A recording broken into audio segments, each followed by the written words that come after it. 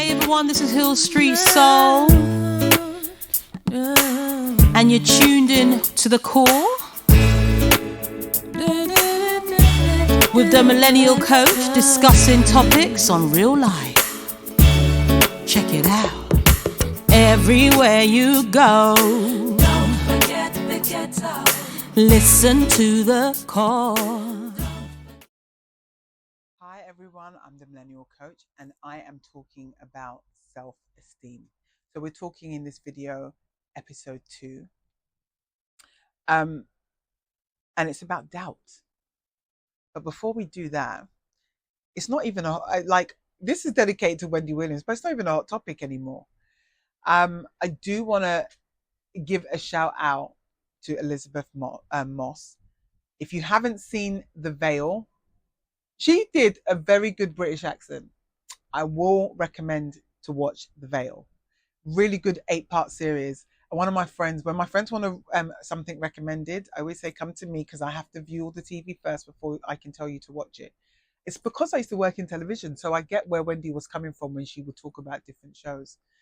The Veil is really good about trust, doubt, imposter syndrome, all of the stuff, self-esteem.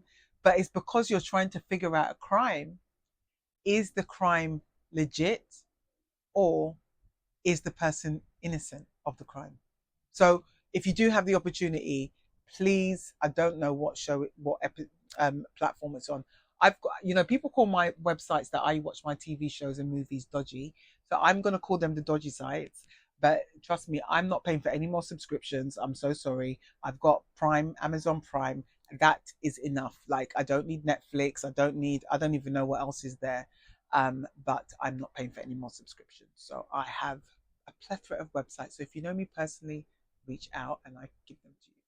But The Veil, great show if you get the opportunity. And it's a great show if you and your partner, you're watching it, or you've got an adult child, because it's got great conversation. It's very sarcastic. And anyone that knows me, the second language I speak is sarcasm. I don't take a lot of things seriously if I don't have to. I think the world is already in turmoil. And I think when you're a leadership coach, look, when I do my work, I am serious. I do take things really seriously and I really love what I do. But I think the world is in such turmoil that I think I'm necessary right now. I think the Millennial Coach is needed. I'm here to just alleviate any kind of stress in your day, and we can just talk about normal subjects without sounding like you need to do this. Okay. So one of my pet peeves, right? Before I carry on, Bell's dope. Watch it. If there are any more YouTube adverts telling you that, do you want to earn 6 figures? Do you want to build a course? Do you want to learn how to get more lead generation? Do you want to sell more books? Do you stop it? Let me, and the reason I'm saying this, right? This is why imposter syndrome is a good subject on this. Not everyone is built to be a millionaire. Some people are built to have a 9-to-5 and that is their portion. That's it. So stop convincing people to come and join your cult of whatever it is that you're doing. Because yes, there are techniques for people that are not good at being employees, standard. I don't dispute that. And I don't dispute the business that they're doing. But the thing is, when you are going to show someone, you're not asking them for £200. You're asking them thousands and thousands of pounds for you to teach them a system. You're talking to the average Joe. There's a crisis, financial crisis, and you're asking for extra. Just relax, small. You know what I mean? Just relax. It's too much. So I'm just saying to you, please, because I was coaching a chap, an engineer, and he said to me, it's too much pressure. I'm 25 and I feel like I'm under so much pressure to be a millionaire. And I want people to take that seriously.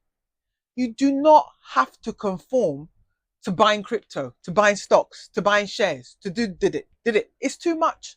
Sometimes just go to work, come home and chill. And the thing is, your work could be, you could be CEO, you could be director, you can be just a general employee. It doesn't matter. But not everybody needs to be a millionaire, and not everybody needs to be successful in that respect. Success means different things to different people. what car you drive can cultivate or can be a result of imposter syndrome. I remember I went on a date with a guy. This is, gosh, about 12 years ago. Honestly, I never seen so much imposter syndrome in my life. So, but he was thirsty, like to the point that I was just, girls, you know what I'm talking about. Um, when a guy likes you, right, that he's liking you in a way that he seems as if you are the last woman that will ever live to date him. It's not attractive. I just want to put that out there. Being thirsty is not attractive. Okay, it's actually a sexual repellent. Like I was just like, he needs to get away from me. So it turns up in like a 12-year-old what do you call it, for the fake fur. I don't know what you call it, food part, whatever. I just call it fake fur. Turns up in that, it's all matted. Some small jacket, small hood. Then you're wearing um what was he wearing? So this is chocolate brown, right? I like fashion, so I was offended by how he turned up. Chocolate brown. Then you're wearing grey stripy trousers, black shoes, and then a navy blue shirt with red buttons, and it's checked. I was like, was he feeling unwell when he got dressed? Like, what happened? What happened to him? So he took me out to dinner. It was in Angel Islington. And I'm happy for a free meal. Like I don't eat a lot, so I don't mind going to sample a dish, something I don't normally cook. Let's do it. And I'm the kind of girl, if you take me on a date, I'm going to have fun. Like I'm not going to ruin my day because you're not my type. I'm going to enjoy the day, enjoy your company, and say it's a no from me, Simon. So Simon Cowell, get me on that X Factor. So yeah, man, this guy then proceeds to tell me he drives a Mercedes, but he can't afford to fill it up. And I was just confused by this statement because I was like, I don't actually care. And the reason I don't care is because, first of all, you are never going to be my boyfriend. Never. That's just the first thing. It's never going to happen. So that's why partly I didn't care. Secondly, I realized that this guy was trying to create an impression of him, of who he wants to be, not who he is.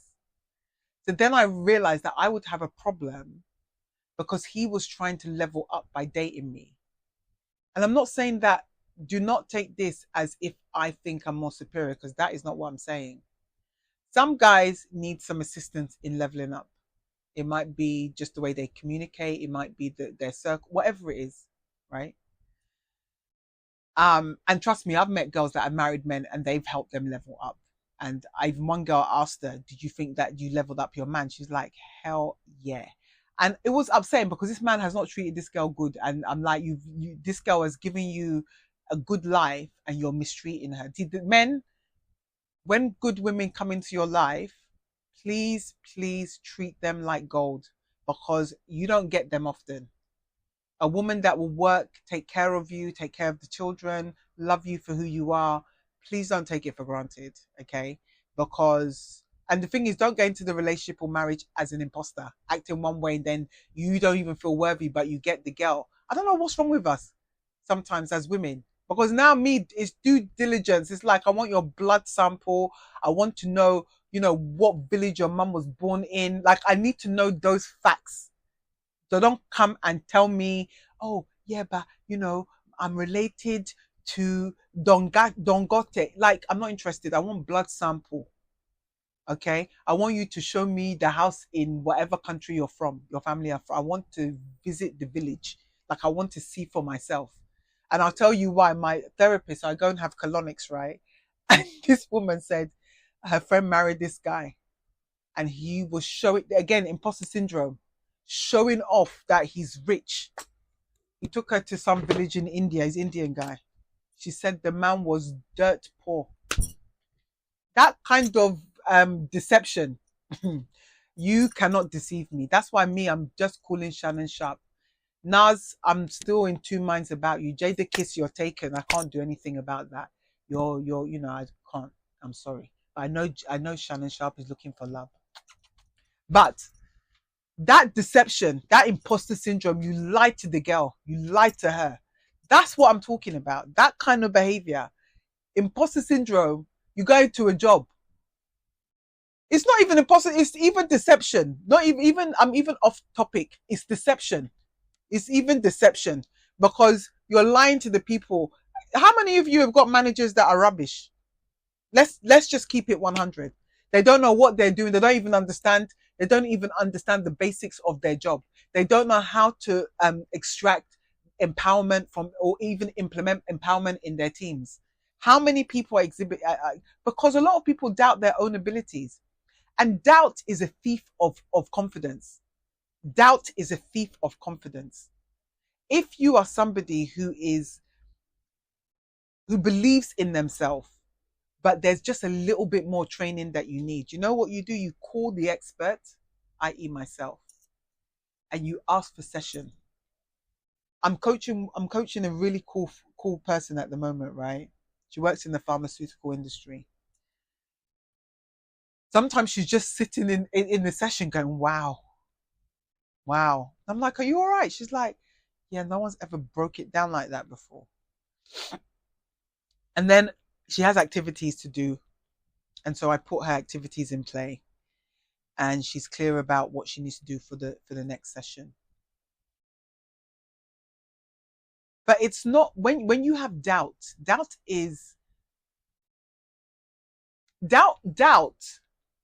right? What doubt does, doubt creates expenses. Because when you doubt, it actually stops you from moving into something. The people that have doubted investments, the people that have doubted, maybe I won't go for that job, or maybe I won't date this girl. You doubted, and I said this to one guy. I said a lot of guys, they doubt good women. And the reason I'm saying that, because a woman might be confident, that you're doubting her and saying she's this and she's that, criticizing her, right? And to me, people that criticize, they're not winning in life, in the sense of you've doubted the person because they're confident. You've doubted them because they've been clear about their boundaries. And then you criticize them, but they've not done anything to you. So you see how doubt creates even more drama in yourself. And then you then go and date the wrong or marry the wrong person. I use relationships because I think it's easier to explain. And I was somewhere, my friend was performing, and we were backstage, and Uncle L was there, one of her friends. And we were having this conversation. And I remember he said, you need to have your own channel. And I said to him, but that's the problem. Then you find out 5 years later, this person's divorced from that person, from the person they married, because they doubted the person that was for them. They married the person that wasn't for them. And now they're looking at the person they were doubting who's happy. So when people say, are you single? I said, happily. Happily. The reason being, I don't doubt that I should be in a relationship to be in a relationship. There's no doubt there. I'm not going to date just to be in a relationship. I think that is really unhealthy. I think when you meet somebody, your values and belief system needs to be aligned, but you also need to plan your future together.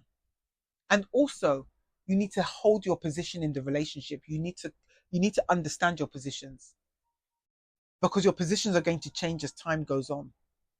And it was something Will Smith and Jada Pinkett mentioned, and I love this. They had different times for people to have success in the relationship. So if it was Will Smith making 2 or 3 movies, she had to fall back. If it was her doing something, he had to fall back, because they also need to take care of the house. When you have doubt, you cannot have confirmation. Confirmation cannot elicit success, because doubt is actually your foundation of the thought process and the foundation of your thought process. You don't believe. Doubt is non-believers. Doubt is non-believers. Somebody said to me recently, we became friends, right, through some really cool friends abroad. They live in a different part of Europe. And she said to me, you're solid. You're actually consistent as a person. You know, you respond to messages, you meet. I said, listen, I don't take friendships for granted. I don't doubt people. The reason is, until you give me a reason to doubt you, I don't need to doubt you. So if I go, like when I go into a workspace or I don't go in with any preconceived thoughts. I just go in and just try and enjoy the environment. And then when I start seeing things, I start doubting whether this was a good idea. And then things will happen. You will take action, whether it's positive action, negative action, because you need to exit. That's when I start doubting. Don't doubt before you've actually experienced whether or not something is for you or not for you. And the thing is, if you take your time, learn about people first. But if they consistently show you negativity, there's no doubt in your mind that that is part of having healthy self-esteem.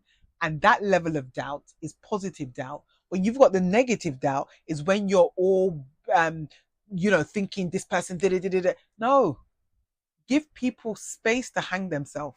That's how you that's how you have positive self-esteem. Negative self-esteem is just going in being negative and just doubting everything someone's saying to you, and there's no apparent reason for it.